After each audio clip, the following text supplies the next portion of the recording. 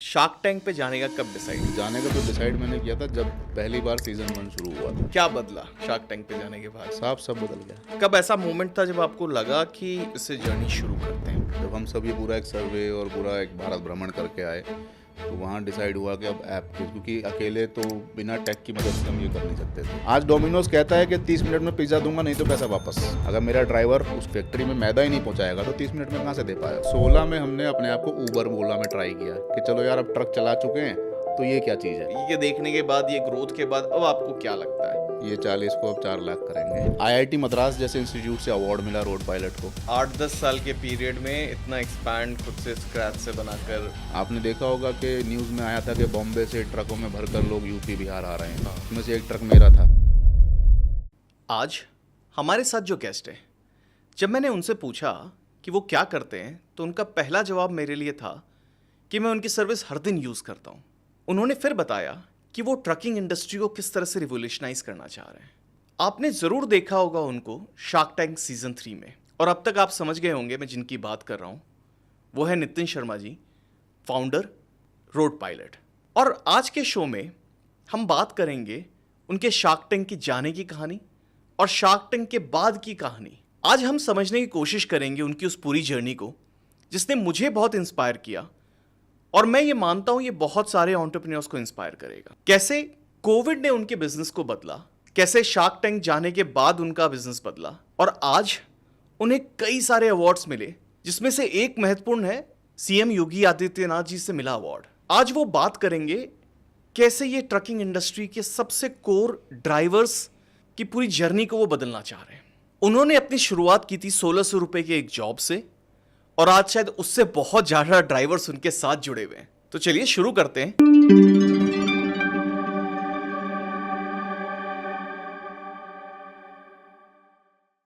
Hello Nitin ji. नमस्कार अंकित जी। सबसे पहले तो बहुत बहुत शुक्रिया, आपने मुझे ये मंच दिया जहाँ पर मैं उन लोगों की कहानी बयां कर सकूं जिसकी सेवा हर भारतवासी ने कभी ना कभी कहीं ना कहीं ली है और शायद उसको पता भी नहीं है कब ली है।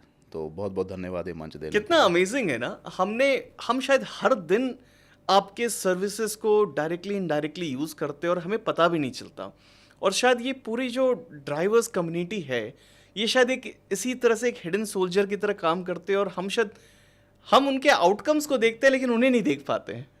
सर यही बताने आज मैं देश को यहाँ पर आया हूँ। इसका जब जन्म हुआ था ना तो यही सवाल मेरे जहन में था। मैं एक दफ़ा बेंगलोर एयरपोर्ट पे था तो मैं अपने सामान का वेट कर रहा था बेल्ट पे। मेरा सामान आया, मैं अपना सामान लिया, देखा पीछे से पायलट आया एयरक्राफ्ट का, वाइट ड्रेस में, कैप लगाए और गॉगल्स में। तो 2-4 लड़कियाँ गई, उसकी सेल्फी ली और इमीडिएटली सोशल मीडिया पे पोस्ट कर दी।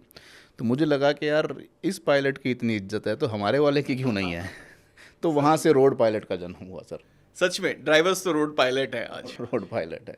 तो नितिन, मैं आपसे सबसे पहले समझना चाहूँगा कि शार्क टैंक पे जाने का कब डिसाइड किया आपने और क्यों?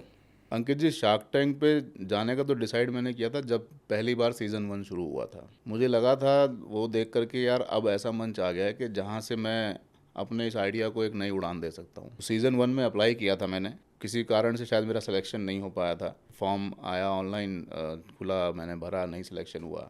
फिर सीज़न 2 में ट्राई किया, सीज़न 2 में भी नहीं हो पाया था। तीसरे सीज़न में हमारा दरवाज़ा खुला और हम वहाँ तक पहुँचे। 3 साल तक हमने ट्राई किया, तब हम पहुँचे। और मतलब क्या सोच थी शार्क टैंक पे जाने के पीछे? ऑब्जेक्टिव क्या था? मेरा और मेरी टीम का शार्क टैंक में जाने का ऑब्जेक्टिव सिर्फ और सिर्फ एक था।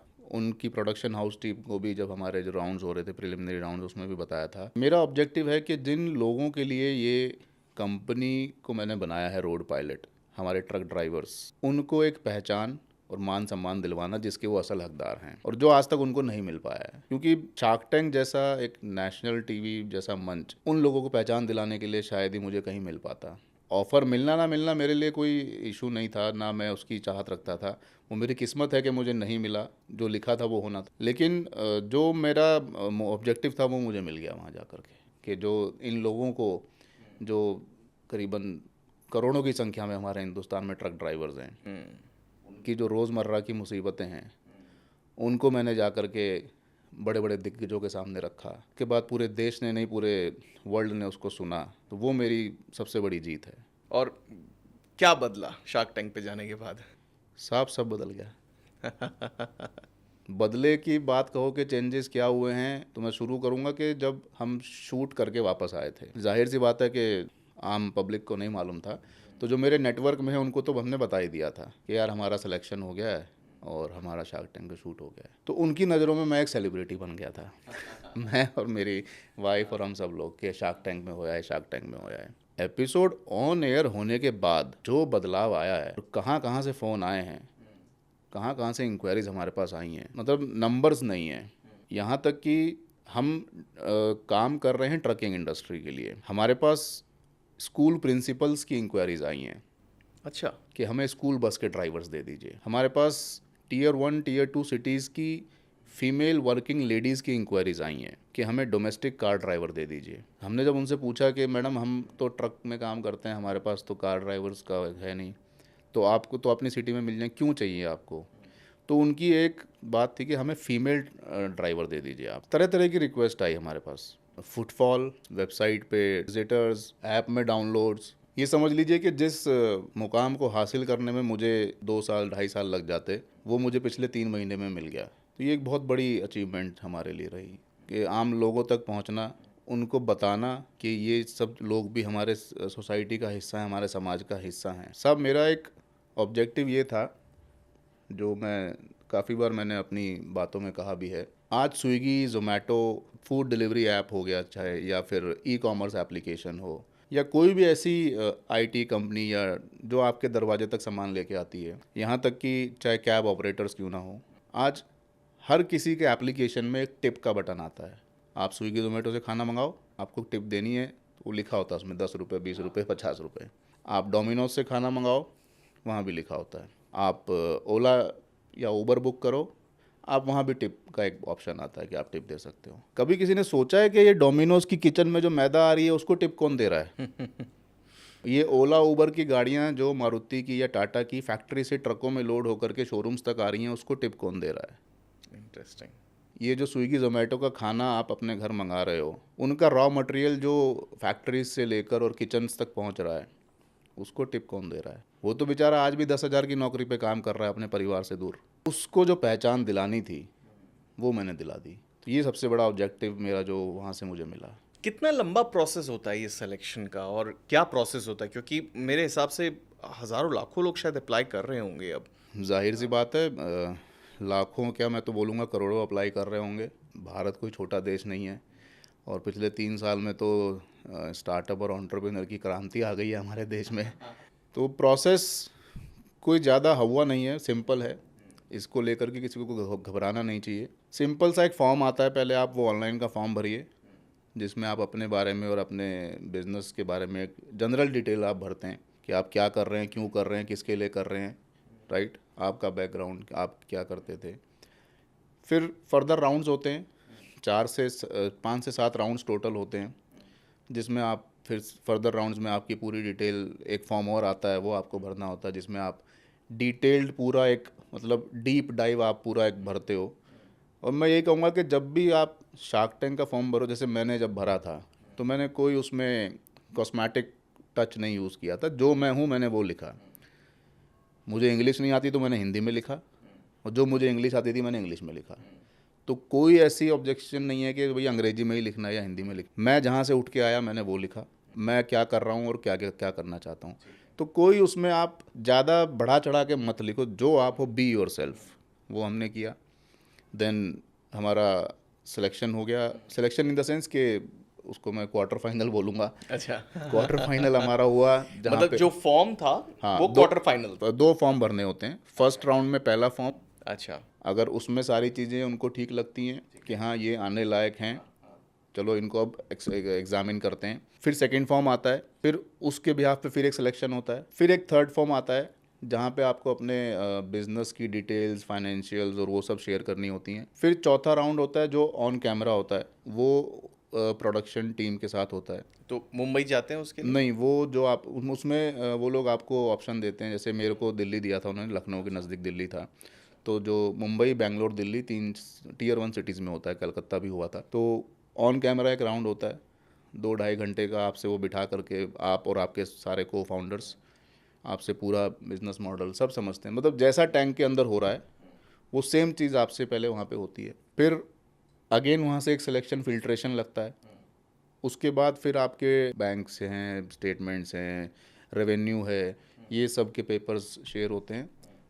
फिर तब कहीं जा कर के आप फाइनल शूट राउंड में, जो मुंबई में शूट होता है, वहाँ पहुँचते हैं। तो ये सारा प्रोसेस है। और जो मुंबई वाला प्रोसेस है वो 3 से 4 दिन का स्केड्यूल होता है, जिसमें आप बताओगे कि आप कैसे पिच करोगे, क्या बोलना है आपको। क्योंकि जब आप नेशनल टीवी पे बोलोगे तो बहुत सी चीज़ों की एहतियात बरतनी पड़ती है कि क्या बोलना है, साथ साथ क्या नहीं बोलना है। नहीं बोलना ज़्यादा इम्पोर्टेंट है, क्योंकि आप वहाँ पे कोई रिलीजियस कमेंट नहीं कर सकते, कोई कास्टिज़म के ऊपर बात नहीं कर सकते, कोई आप माइनॉरिटी को लेके बात नहीं कर सकते, क्योंकि वो नेशनल टीवी है। आप एक पूरी देश को वहाँ पे अपना संबोधन दे रहे हो कि आप क्या कर रहे हो। तो ये बहुत सी चीज़ें वहाँ पे देखनी पड़ती हैं, उसकी वो प्रैक्टिस कराते हैं। टैंक में जाते हो आप, टैंक में आपका शास्त्र के साथ इंटरेक्शन होता है। अच्छा, कितना स्क्रिप्टेड होता है? कई लोग ये कहते हैं स्क्रिप्टेड है, कई लोग कहते हैं नहीं है। आपकी जर्नी में क्या लगा कि कितना स्क्रिप्टेड है और कितना रियल नेचुरल है? अंकित जी, अगर आप,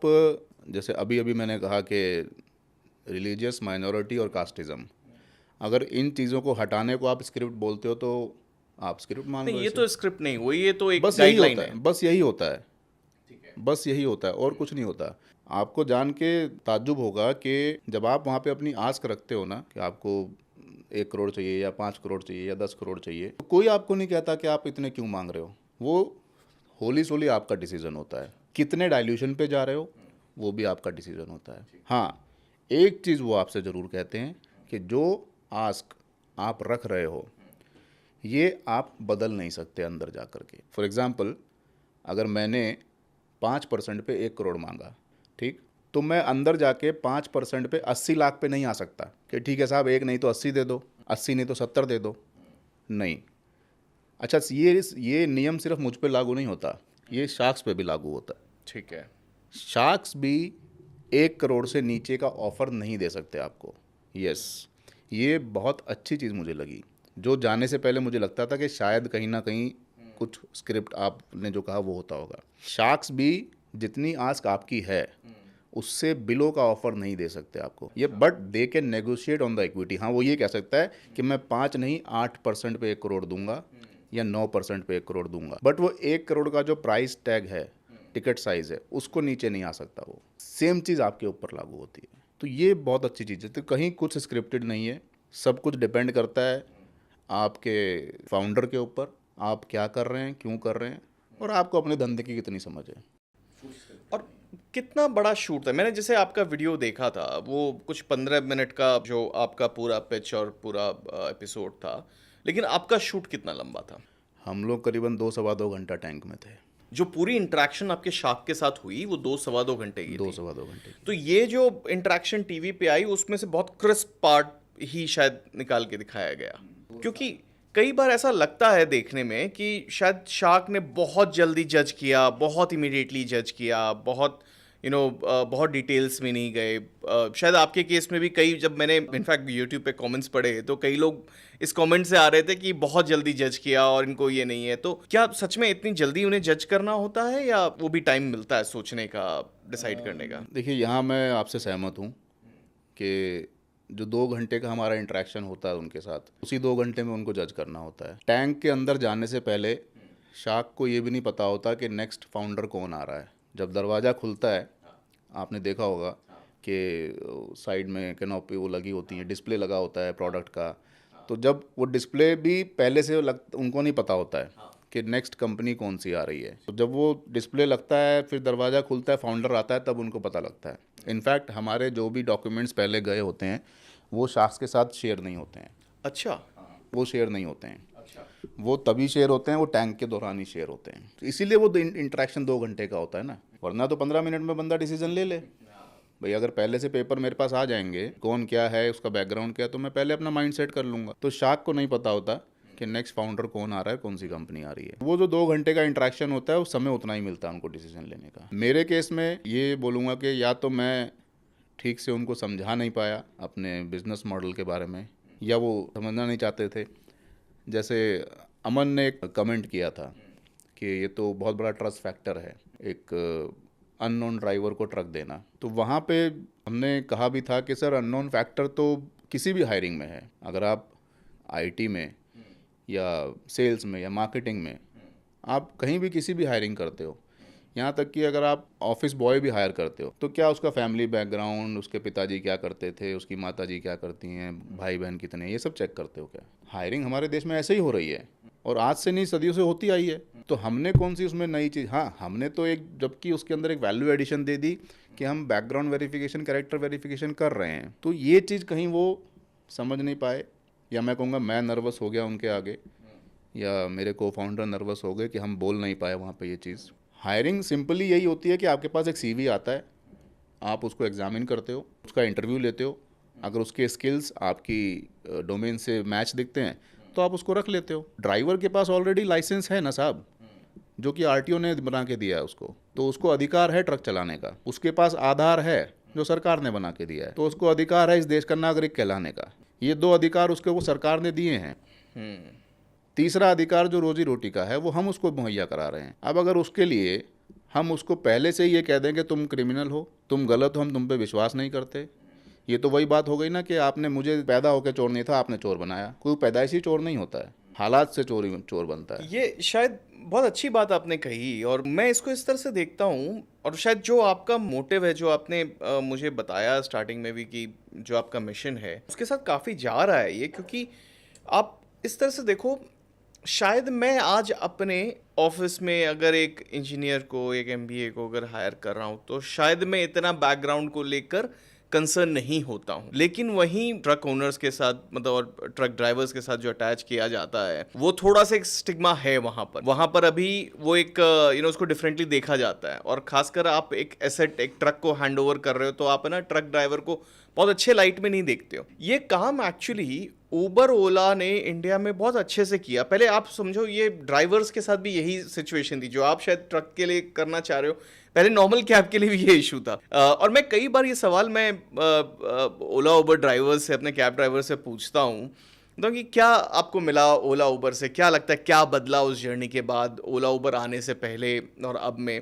तो उस पर लोग रिस्पेक्ट को एक बहुत इंपॉर्टेंट मुद्दा बताते हैं, उस पर एक बहुत इंपॉर्टेंट गेन बताते हैं, क्योंकि उनको लगता है कि ठीक है, काम पहले भी कर रहे थे कहीं किसी के नौकरी करके या किसी के वहाँ कर रहे थे, आज थोड़ा इंडिपेंडेंट है, बट मोर इम्पॉर्टेंटली अब एक रिस्पेक्ट है। और नेचुरल एक आप कंज्यूमर साइड भी देखो, कंज्यूमर्स आज, जैसे मैं अगर आज अपने बच्चों के लिए भी, मैं अकेले जाने के लिए भी, अपनी वाइफ के लिए भी मैं कैब करूँ, मुझे नहीं सोचना वहाँ भी एक रैंडम कैब ड्राइवर जिसका वेरिफिकेशन मुझे भी नहीं पता किया गया है कि नहीं किया गया है, वो एलोकेट हो रहा है। लेकिन ये प्लेटफॉर्म्स ने आके एक ट्रस्ट बना दिया कि ये प्लेटफॉर्म ने कहा कि भाई देखो हम वेरीफाइड रख रहे हैं, हम वो कर रहे हैं, और शायद आप वही सॉल्व कर रहे हो ट्रक उसके लिए। Exactly sir.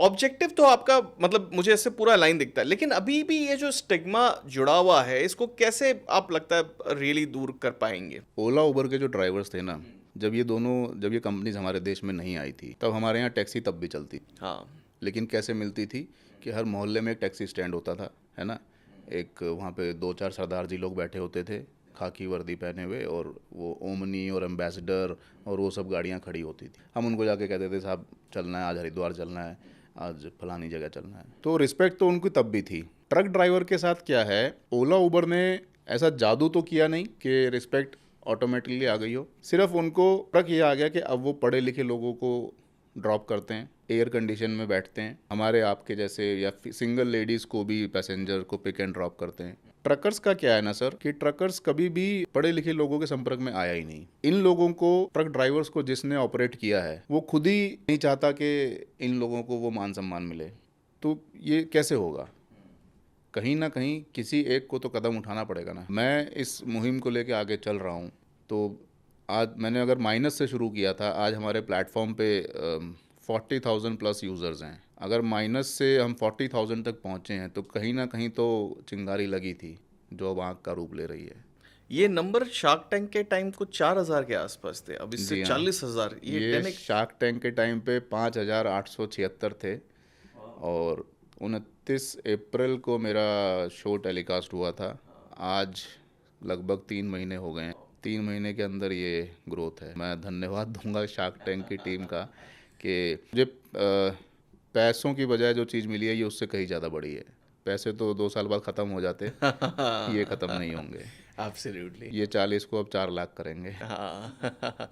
नहीं नहीं, ये तो बहुत अच्छी चीज़ है, और शायद जो एक कंसर्न कई शार्क्स को उसमें लग रहा था, ये उससे बियॉन्ड आपने उसको स्केल कर लिया, मतलब अगर इतने यूजर्स तक आप पहुंच रहे हो, है ना। बट मैं स्टिल एक दूसरा ऑब्जर्वेशन देता हूँ। जब मैंने वो वीडियो देखा था तो मुझे भी कुछ चीज़ें बिजनेस के एस्पेक्ट से लगी कि एटलीस्ट उस समय, अब क्योंकि आपकी ग्रोथ अच्छी हो गई, उस समय मुझे लग रहा था वो रेवेन्यू काफ़ी अर्ली स्टेज था, जिससे कई शार्क ने वो कहा। मार्केट के ऊपर भी कई लोगों ने कमेंट्स किए थे कि ये मार्केट शायद इतना बड़ा है ही नहीं। अब मतलब ये देखने के बाद, ये ग्रोथ के बाद, अब आपको क्या लगता है? सर, मार्केट साइज़ की अगर बात करूँ ना मैं, तो जो शार्क में जो मेरे जो शार्क्स बैठे हुए थे, उसमें से श्री अमित जैन जी जो हैं, वो थोड़ा बहुत कहीं ना कहीं ट्रकिंग इंडस्ट्री से टच रखते हैं, उनका ऑटोमोबाइल सेक्टर है। He accepted at that moment कि हाँ इतना मार्केट है, ये शायद उन्होंने बोला भी है टेलीकास्ट में। अनुपम ऑल्सो एक्सेप्टेड कि इतना मार्केट है। बाकी लोगों को नहीं समझ में आई कि मार्केट नहीं है या इतनी बड़ी नहीं है, बहुत छोटी है। तो एक सवाल वहाँ पे हमसे हुआ था कि जो ऑर्गेनाइज्ड इंडस्ट्री लीड इसके अंदर ओनर हैं, ट्रक ओनर, उनकी परसेंटेज कितनी है। तो that's around 10% of the total market, and it's a fact. For example delivery, dorsal, other logistics companies जिनकी अपनी फ्लीट्स हैं, वो 10% ही हैं। बाकी जो मार्केट है वो इंडिविजुअल फ्लीट ओनर्स का है, जैसे मेरे जैसे कुछ लोग हैं जिनके 10 ट्रक्स हैं, 20 ट्रक्स हैं। अब डिलीवरी या डार्सल जैसी जो बड़ी कंपनीज हैं, वो अपने एम्प्लॉइंस को वो सारे एम्प्लॉय बेनिफिट्स देती हैं, because they are having numbers of drivers, हज़ार हज़ार की तादाद में उनके पास फ्लीट्स हैं। तो वो मजबूर, क्योंकि वो गवर्नमेंट के नॉर्म्स हैं, वो आपको देने पड़ेंगे। ESI, PF, एम्प्लॉय बेनिफिट्स, सब कुछ देने पड़ेंगे। लेकिन जिन बेचारों के 10-20 ट्रक्स हैं, वो ESI, PF थोड़ी ना देगा, कहाँ से देगा। तो वो भी तो मार्केट का हिस्सा है। तो उनकी तादाद जो है वो 90% है। तो मार्केट साइज़ तो है, इसमें कोई दो राय नहीं है। मार्केट साइज़ नहीं होता तो शायद हम 5,000 से 40,000 तक ना पहुंच पाते। और अभी इस 3 महीने के दौरान हमने काफ़ी सारे कॉरपोरेट कॉन्ट्रैक्ट्स करे हैं, जहाँ पे कहीं पे हम 50 ड्राइवर दे रहे हैं, कहीं पे 60 ड्राइवर दे रहे हैं, कहीं पे 200 ड्राइवर दे रहे हैं। एक कंपनी की बात कर रहा हूँ मैं, ये एक कंपनी की बात, जहाँ पे 200-200 ट्रक्स हैं। उन्हें सारे के सारे ट्रक्स रोड पायलट को दे दिए हैं, आप हमारे ट्रक्स ऑपरेट करिए, ड्राइवर मैनेजमेंट आप संभालिए, हम सेल संभालेंगे। तो ऐसी बात नहीं है सर, मार्केट साइज़ नहीं है, मार्केट साइज़ है। समझना ये है कि कहाँ है, कितना है। जिस भूमिका पे हम बात कर रहे हैं, शार्क टैंक पे, बड़े बड़े दिग्गज हैं वो लोग बैठे हुए हैं। अगर अनुपम मित्तल जी को छोड़ दें, बाकी जो 4 लोग हैं, सबके प्रोडक्ट जाते किस में? ट्रकों में ही तो जाते हैं। निमिता जी के फार्मा की दवाइयाँ किस में जाती हैं? अगर उनका टर्नओवर 5,000-10,000 करोड़ का है तो लगा लीजिए अंदाजा कितने ट्रक जाते होंगे। अमित जी का कार का काम है, तो कितनी कारें उनकी देश भर में बिकती होंगी, तो जाएंगी तो सब ट्रक में ही ना। Sugar cosmetics, lens cart, boat के हेडफोन्स, वेयरेबल डिवाइसेस, हर आदमी अपने हाथ से लेके तो डिलीवर करने नहीं जाता ना, तो फैक्ट्री से ट्रक में ही जाएगा ना।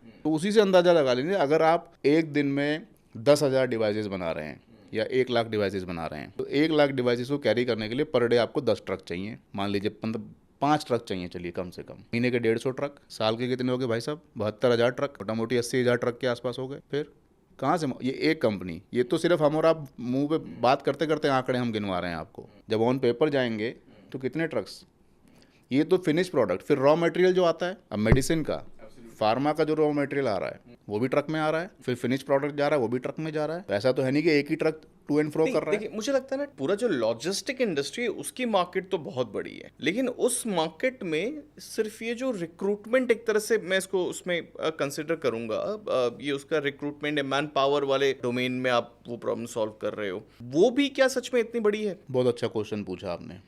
अब मैं थोड़ा बैकग्राउंड में लेके जाता हूँ आपको। हमने इसकी शुरुआत क्यों करी? हाँ, हमने देखो शुरुआत करी इसकी कि जब कोविड हुआ था। थोड़ा सा और शायद एक स्टेप पीछे से चलते हैं, फिर आपकी कहानी क्या है? अंकित जी, मेरी कहानी बहुत अच्छी नहीं है, बहुत दर्दनाक, और काफ़ी सारे मोड़ हैं मेरी कहानी। मेरी स्कूलिंग कॉलेज, मैं दिल्ली का ही रहने वाला हूँ, मेरी स्कूलिंग कॉलेज दिल्ली से ही हुई है। पिताजी बिजली विभाग में एक कर्मचारी थे, पहले डेसू हुआ करती थी, अब NDPL और टाटा हो गई, BSES हो गई। पिताजी मेरे सीनियर स्पोर्ट्स ऑफिसर थे और माताजी मेरी हाउसवाइफ थी। 2 भाई हैं हम, मैं छोटा हूँ, एक मेरे से बड़ा है। सेंट जेवियर्स दिल्ली से मैं पास आउट हूँ, 12th की है मैंने। फिर कॉलेज मैंने दिल्ली यूनिवर्सिटी से BCom किया। तो जब बीकॉम में एंटर हुआ मैं फर्स्ट ईयर, तो मेरा पढ़ाई में थोड़ा मैं एवरेज स्टूडेंट था, I was not a good student. तो ताऊ जी का बिजनेस था हमारा रीलोकेशन इंडस्ट्री का, पैकर्स एंड मूवर्स का। दिल्ली में ही ऑफिस था, और वो भी हमारे घर के पास ही रहते थे, मतलब अगल बगल आस पास ही घर था। मेरी इच्छा थी कि इंटरेस्ट था कि मुझे काम करना है, नौकरी नहीं करनी, बिकॉज घर की हालत उतनी अच्छी थी नहीं, पिताजी गवर्नमेंट सर्वेंट थे एंड गवर्नमेंट क्वार्टर में हम रहते थे उस समय। तो मैं बड़ी छोटी सी उम्र में कमाने निकल गया था। लगा लीजिए मैं 16 या 17 साल का होऊंगा जब 12th पास करके और फर्स्ट ईयर किया था तब। ताऊ जी की कंपनी में मैंने काम करना सीखा। तो जो मेरा भाई था, यानी ताऊ जी का लड़का, उनके 3 बेटे हैं। एक बॉम्बे बैठता था, एक दिल्ली और एक बेंगलोर। 3 ब्रांचेस थी उनकी। तो दिल्ली में मैंने कहा, मैं ताऊ जी मुझे काम सीखना है, मेरे को काम सिखाओ। तो उन्होंने कहा ठीक है आ जा। तो उस समय मेरे को 1600 रुपये महीने के मिलते थे। ये बात है 99 की, 2000 की। मेरा काम क्या होता था? मेरा काम ये होता था कि पूरी दिल्ली एनसीआर में जहाँ जहाँ ट्रक लोड हो रहे होते थे, मुझे वहाँ जाना पड़ता था, बिल्टी बनानी होती थी, कस्टमर से मिलना होता था, क्या फीडबैक है, कोई इशू है, नहीं है, सब ओके है जी, ठीक चल रहा है, कोई कंप्लेंट है, या मतलब एक तरह का वो कस्टमर इंटरेक्शन था मेरा। तो उस समय आलम ये होता था कि मेरे को एक डीटीसी का पास दे दिया जाता था कि ले बेटा, ये तेरा डीटीसी का पास है और ये 1600 रुपये तेरे महीने के। ये मुझे महीने 1600 तो खैर महीने के आखिर में मिलते थे। और रोज़ मुझे खाने के 50 रुपये ताऊ जी दे के बेचते थे। ये मैं शुक्रगुजार हूँ उनका, जो उन्होंने मुझे इतने कम पैसे में काम करना सिखाया। आज की डेट में अगर आप स्टाफ को रख के 100 रुपये दोगे ना, वो तो अगले दिन छोड़ जाएगा। तो उस डीटीसी के पास ने और 50 रुपये ने मुझे बहुत कुछ सिखाया। मेरे को एक एड्रेस दे दिया जाता था कि जा लाजपत नगर, वहाँ गाड़ी लोड हो रही है। मैं लाजपत नगर पहुँचा, गाड़ी लोड हो गई, मैं फ़ोन करता, ताऊ जी गाड़ी लोड हो गई, ठीक है अब नोएडा चला जा। वहाँ से नोएडा चला गया, ताऊ जी यहाँ काम हो गया, ठीक है अब गुड़गांव चला जा। तो मैं दिन भर ऐसे ही डमरू की तरह भटकता रहता था इधर उधर जहाँ गाड़ी लोड हो रही है। 2000 से लेकर 2004 तक 4 साल मैंने वो काम सीखा। फिर बात ये आई, पिताजी ने ताऊ जी से बोला, भाई लड़का अब काम सीख गया है, अब इसको कहीं एक ऑफिस करवा दो। तो 2 लोकेशन आई, एक लखनऊ और एक चंडीगढ़, कि भाई इन दोनों में से एक जगह तू चला जा। मैंने चंडीगढ़ चूज़ करी क्योंकि दिल्ली के पास थी, और क्योंकि मैं हमारी जो जड़ें हैं, वी बिलोंग टू हरियाणा, तो वो थोड़ा ये भी था कि भाई चंडीगढ़ में हमारे रिलेटिव भी हैं, दिल्ली भी पास है। यूपी से हमारा दूर दूर तक कोई वास्ता था नहीं, ना कोई दोस्त, ना यार, ना रिश्तेदार, कोई नहीं। तो मैंने चंडीगढ़ चूज़ किया। तो ताऊ जी बोले नहीं चंडीगढ़ नहीं, तू लखनऊ जा, क्योंकि चंडीगढ़ में कंपटीशन बहुत था। एक तो दिल्ली के नज़दीक था, और जिसको भी पैकर्स एंड मूवर्स चाहिए होता था वो दिल्ली से बुला लेता था। लखनऊ में उस समय कोई था नहीं। तो ठीक है जी, लखनऊ चले जाएंगे। तो अगले दिन की मैंने टिकट कराई। लखनऊ मेल एक ट्रेन चलती है, रिजर्वेशन हुई नहीं, जनरल टिकट ली, 175 रुपये की टिकट मिली भाई साहब। 10,000 रुपये पिताजी ने दिए। बाइक जो पापा की थी वो पुरानी एक बाइक थी, हीरो होंडा पैशन। वो 10,000 रुपये और हीरो होंडा पैशन लेके मैं, और वो पैशन मैंने ट्रेन में बुक करा दी। उस 10,000 में से मेरे करीबन 550-700 रुपये उसकी ट्रेन की बुकिंग में लग गए, और मैं फट्टे वाली सीट पर बैठ करके लखनऊ आ गया। मैं और मेरा एक दोस्त, हम 2 लोग आए जी। अब लखनऊ किसी को जानते ये नहीं। फट्टे वाली सीट मतलब मैं रिलेट कर पा रहा हूँ, मुझे नहीं पता कितने लोग समझ पाएंगे वो फट्टे वाली सीट क्या होती वो लकड़ी जनरल जनरल बोगी जो होती है, है। मैंने भी बचपन में चढ़ा है उसमें, तो मुझे पता है। General bogie. रिजर्वेशन नहीं थी जनरल बोगी में, क्योंकि रिजर्वेशन मिली नहीं थी। हम दोनों जनरल बोगी में बैठ के आए, पूरी रात सफ़र था। उसको लकड़ी की जो होती है वो, उसमें फॉर्म नहीं होती, जैसे ये फॉर्म है ये नहीं होती है। तो आ गए जी लखनऊ। अब लखनऊ ना यार ना दोस्त ना कोई रिश्तेदार, अब कहाँ जाएँ। चलो अब ट्रांसपोर्ट नगर पता था कि हाँ ट्रांसपोर्ट नगर है वहाँ पर। तो स्टेशन उतरे, ऑटो किया, ट्रांसपोर्ट नगर पहुँच गए।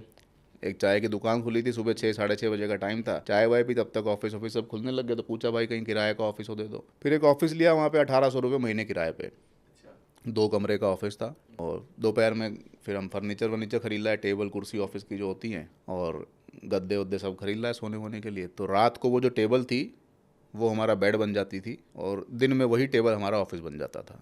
इस तरीके से हमने शुरुआत करी थी। फिर भाई क्योंकि खुद ही काम करना था, सब कुछ खुद ही करना था, तो ऑफिस के कॉरपोरेट्स के चक्कर लगाने शुरू किए, एचआर से मिलना स्टार्ट किया। अच्छा भाई, मैं कोई बिजनेस टाइकून का बेटा तो था नहीं जो मैं आ रहा हूँ और दरबान गेट खोलेगा, ये साहब आप ही का इंतज़ार है, चौकीदार अंदर जाने ना दे। जैसे मैं Airtel, SR, Vodafone, HDFC, RBL, जितने भी कॉर्पोरेट सेक्टर थे वहाँ पे हम जाते थे मिलने एचआर से कि सर हमें काम दे दो, काम दे दो। गार्ड जाने ना दे, अपॉइंटमेंट है तो जाइए अंदर।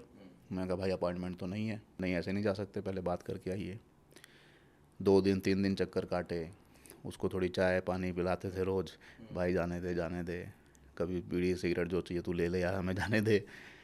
तो एक दिन उसने जाने दिया। ऐसे करके फिर धीरे धीरे एचआर्स जो थे उनसे कॉन्टैक्ट्स होने शुरू हो गए। फिर वहाँ से बिजनेस आना स्टार्ट हो गया। जो उनके एम्प्लॉयज़ ट्रांसफ़र होते थे, उनके house hold goods and car transportation, उसका बिजनेस आना शुरू हो तो गया। ये कौन से साल में मतलब आपने शुरू 2004।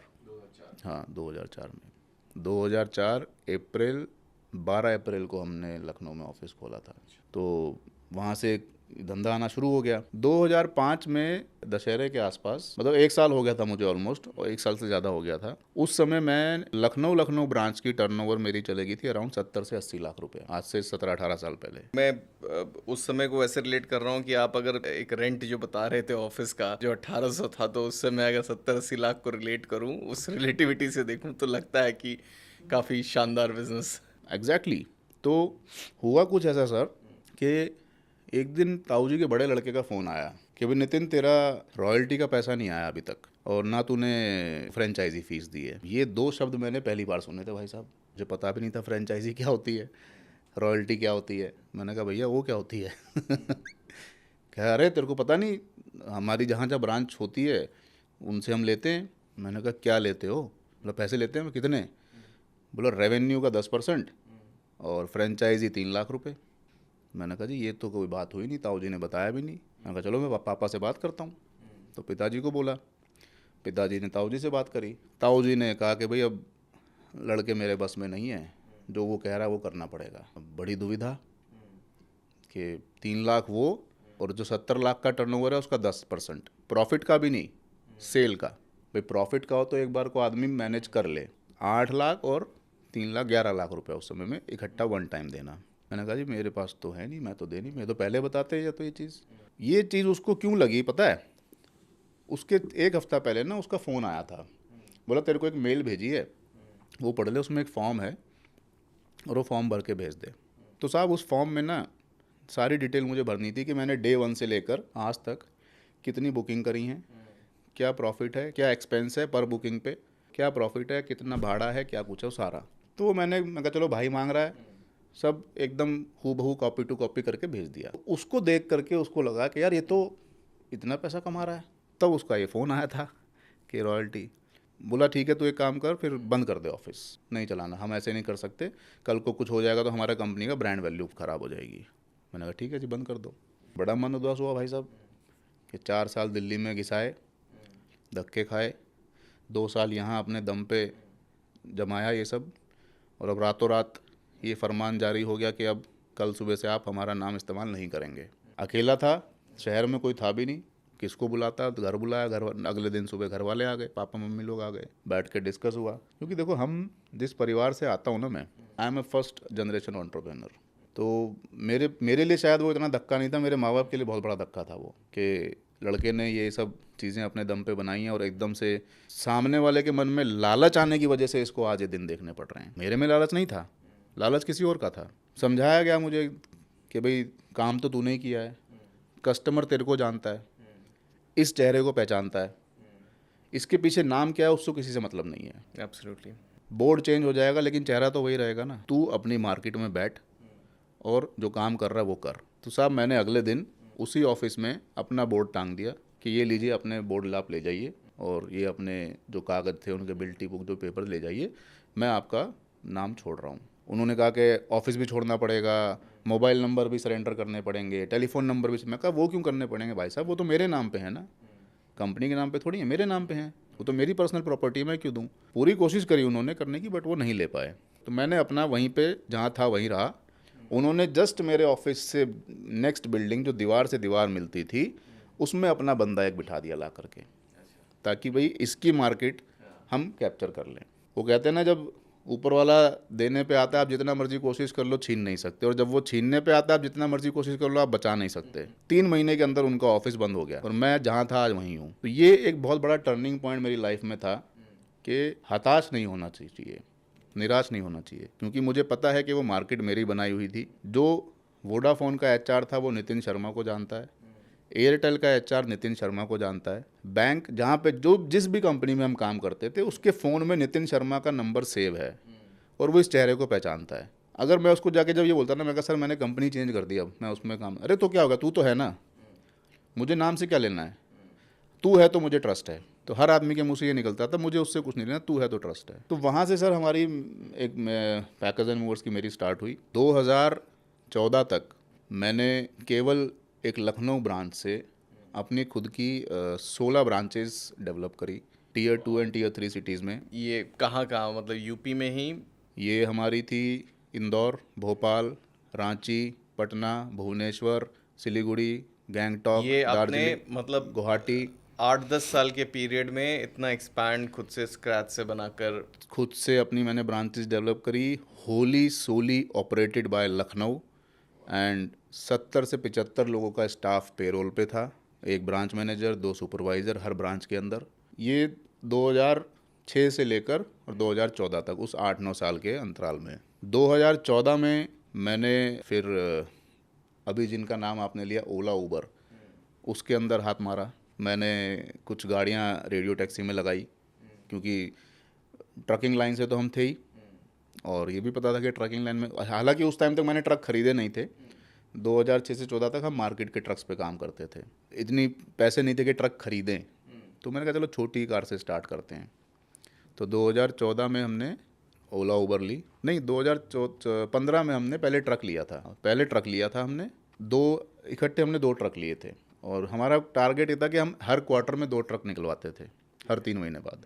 2016 तक आते आते मेरे पास 8 ट्रक हो गए थे, 8 और 2 10, हाँ 10 ट्रक हो गए थे। फिर 16 में हमने अपने आप को ऊबर ओला में ट्राई किया कि चलो यार अब ट्रक चला चुके हैं तो ये क्या चीज़ है, जब इतने बड़े ट्रक को संभाल रहे हैं तो ये तो शहर में ही घूमेंगी गाड़ियाँ, इनको तो ऑपरेट कर ही लेंगे। तो साहब 4 ओला मैंने कार नहीं निकलवाई, ओला उबर में अटैच कर दी और ड्राइवर दे दिए। 18 में ओला की और उबर की पॉलिसी आ गई कि लीज़ पे गाड़ियाँ देंगे ड्राइवर्स को, जो 15,000 25,000 रुपये ड्राइवर ला के दे और हम उसको गाड़ी दे देंगे और उसकी ईएमआई हम बना देंगे। इस लीज़ वाले मॉडल के आने से ना हम जैसे फ्लीट ओनर्स का बिज़नेस ठप हो गया, क्योंकि ओला ने टेक्निकली कुछ सिस्टम के अंदर ऐसी इंटीग्रेशंस कर दी, जैसे अगर एक एरिया में 10 कैब खड़ी हैं और आप बुक कर रहे हो, तो पहले बुकिंग उनकी लीज़ वाली गाड़ियों को मिलती थी, मेरे और आपके जैसे फ्लीट ओनर्स की गाड़ियों को बाद में मिलती थी। उससे पहले हम रेवेन्यू कमाते थे, सारे खर्चे, ड्राइवर की सैलरी, गाड़ी की किस्त और मेंटेनेंस सब निकाल के हम एक गाड़ी में 8-10 हज़ार रुपये प्रॉफिट ले लेते थे। उस पॉलिसी के लागू होने के बाद हमारी पॉकेट से 7-8 हज़ार रुपये लगने लग गए ईएमआईज़ में और ड्राइवर सैलरीज़ में। तो कुछ टाइम तक तो मैंने अपनी पॉकेट से पे किया, लेकिन एक टाइम ऐसा आ गया, क्योंकि मैंने धीरे धीरे ओला गाड़ियाँ बढ़ा ली थी, टोटल मेरे पास 16 ओला उबर कैब हो गई थी। तो कुछ टाइम बाद ऐसा हो गया भाई, एक गाड़ी की किस्त मेरी थी कम से कम 15,000 रुपया, 16 गाड़ी की किस्त लगभग 15-6-90 1 लाख के आसपास जाती थी, सारी गाड़ियों को मिला के 1.25 लाख के आसपास। भाई कितना आप अपनी पॉकेट से पे करोगे। तो कुछ टाइम पे आकर हमने गाड़ियाँ सब खड़ी कर दी कि नहीं हम नहीं चला पाएंगे। हमने ओला को भी बोला कि साहब अपनी पॉलिसी में थोड़ी अमेंडमेंट करो, क्योंकि ये शिकायत मेरी नहीं थी और काफ़ी फ्लीट ओनर्स की थी। आप खड़े रहो पूरे दिन में, जहाँ 15-16 बुकिंग आती थी अब 6-7 बुकिंग आती हैं, तो कोई सुनवाई हुई नहीं। तो हमने गाड़ियाँ बैंक को सरेंडर कर दी, कुछ का पे किया, कुछ आज भी खड़ी हुई हैं, कुछ आज भी बैंक के पास हमारे पास हैं, बैंक नहीं लेना चाह रहा है। तो वहाँ पे एक फिर ड्रॉबैक लगा, मुझे सेटबैक लगा। एक 2004-06 में लगा था, एक ये लगा कि जितनी सेविंग्स थी सब यहाँ चली गई। रही सही कसर साहब 2020 में कोविड ने कर दी। जब कोविड आया फिर एक तीसरा सेटबैक लगा। उस वक्त पे मुझे ये लगता था कि यार कम से कम जो मेरे ये ट्रक के ड्राइवर हैं इनका घर चलता रहे। मेरा ऑफिस जो था मैंने वो छोड़ दिया, रेंट हम दे नहीं पा रहे थे, स्टाफ जो था उनकी छुट्टी कर दी, रिलीज़ कर दिया, सैलरी हम दे नहीं पा रहे थे, क्योंकि मेन मेरा मोटिव था जो ट्रक ड्राइवर हैं कि अगर इनको मैं नहीं दूंगा तो इनके पास दूसरा ऑप्शन ही नहीं है। ऑफिस स्टाफ तो कहीं भी कुछ भी कर लेगा, बट इनके पास बेचारों के पास ऑप्शन नहीं है। अगर ट्रक चलेगा ही नहीं तो ये खाएंगे क्या। और टचवुड हमारी इंडस्ट्री ऐसी इंडस्ट्री है अंकित जी के चाहे देश में आंधी तूफान भूचाल भूकंप आ जाए, लॉजिस्टिक कभी बंद नहीं होती, और उस वक्त भी चल रही थी। मेरा सवाल यही है कि उस समय अगर लॉजिस्टिक चल रही थी तो ये ट्रक बंद कैसे हो गई? सर ट्रक बंद ऐसे हो गई कि लॉजिस्टिक चल रही थी लेकिन फैक्ट्रियाँ तो बंद थी ना। अच्छा, जो मैन्युफैक्चरिंग यूनिट्स हैं वो तो बंद थी ना। तो जो माल बन के तैयार हो गया था बस उतना ही तो स्टॉक मूवमेंट होना था। जो एक रेगुलर मूवमेंट होती थी वो तो बंद ही हो गई थी, लिमिटेड हो गई थी। फिर कुछ गवर्नमेंट के ऑर्डर्स हमें मिले, जैसे खाना सप्लाई के, ऑक्सीजन सिलेंडर सप्लाई हमने किए, दवाएं हमने सप्लाई करी अपने ट्रक्स में। आपने देखा होगा कि न्यूज़ में आया था कि बॉम्बे से ट्रकों में भरकर लोग यूपी बिहार आ रहे हैं। हाँ। उसमें से एक ट्रक मेरा था। मेरे ड्राइवर का फ़ोन आया कि साहब ऐसे ऐसे लोग हैं गोरखपुर के, मैं लेके जा रहा हूँ इनको। मैंने कहा अबे मरेगा, कोई देख लेगा ये हो जाए। बोला नहीं साहब, इनको बेचारे भूखे हैं, इनका जाने का साधन नहीं है, छोटे छोटे बच्चे हैं, औरतें हैं, ये कहाँ जाएंगे गर्मी में, मैं लेके जा रहा हूँ। और कोई एहतियात नहीं, ना ग्लव्स पहने हुए थे, ना मास्क, ना पीपी किट, ना सैनिटाइज़र। मतलब एक ट्रक में 100-200 लोग बैठ के आ रहे हैं पीछे। अब आप उस समय सोचिए। तो एक बहुत ही अलग माहौल था, क्योंकि कोरोना की समझ शायद सब तक पहुंची भी नहीं थी, और वो लॉकडाउन अचानक से हो गया। फिर ये सब कोविड ख़त्म हुआ साहब। कोविड जब चला तो सारे हमने ऑफिस सब बंद कर दिए। जो मेरी पैकेज एंड मूव्स वाली ब्रांच थी, मुझे वो भी वाइंड अप करनी पड़ी। उन लड़कों को भी पैसे दे के घर भेजना पड़ा। जिस ऑफिस के रेंट बाकी थे वहाँ रेंट क्लियर करे। 3 साल 2020 जब लॉकडाउन लग गया था, लॉकडाउन लगा था 22 मार्च 2020 को। प्रधानमंत्री जी ने आकर के कहा था कि कल से सब बंद। 2022 के एंड तक 2 साल मेरा घर मेरी वाइफ की सैलरी से चला। शायद अगर उसकी जॉब नहीं होती, हम शायद गांव चले गए होते और यहाँ मैं ना बैठा होता आपके सामने। अब जब कोविड खुला तो मेरे को एक ख्याल आया कि यार ये मेरे ड्राइवर, जिन्होंने इस मुश्किल से मुश्किल घड़ी में देश के लिए काम किया है, और जिन्होंने ना सिर्फ मेरा खाने का राशन, मेरे बच्चे का दूध तक मेरे दरवाजे पहुंचाया है, मेरी वाइफ की दवाइयाँ तक दरवाजे पहुंचाई हैं, इनके लिए कुछ करना है। तब ख्याल आया सर रोड पायलट का कि कुछ करते हैं इनके लिए। अब फिर ऐसे ही घर बैठे डिस्कस कर रहे थे कि कैसे करेंगे। तब तक पता भी नहीं था स्टार्टअप नाम की कोई चीज़ होती है। मैंने कहा यार देख, अब सब कुछ ऐप बेस्ड हो गया है, क्योंकि कोविड ने हमें एक ऑनलाइन का महत्व सिखा दिया, तो सब कुछ ऐप बेस्ड हो गया था। मैंने कहा देख, ऐप बेस्ड हो गया है, बनाते हैं कुछ टेक्नोलॉजी की मदद से।